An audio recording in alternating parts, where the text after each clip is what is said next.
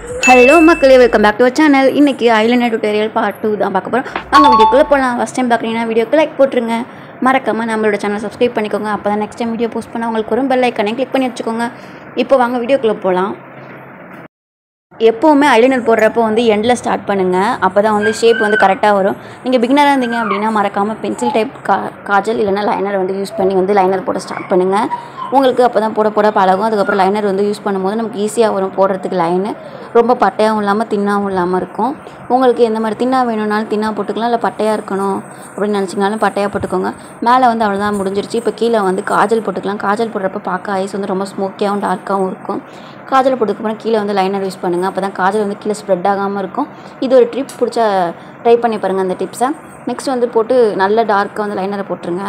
அவ்வளோதான், ஃபைனலாக நம்மளோட ஐலைனர் வந்து பார்ட் 2 வீடியோ வந்து கம்ப்ளீட் ஆகிடுச்சு. இதுதான் ஐலைனரோட ஃபைனல் லுக். எப்படி இருக்குன்னு சொல்லி கமெண்ட்டில் சொல்லுங்கள். இந்த மாதிரி வீடியோஸ் பார்க்கணும் மறக்காமல் சேனலை சப்ஸ்கிரைப் பண்ணிக்கோங்க. நெக்ஸ்ட் வீடியோவில்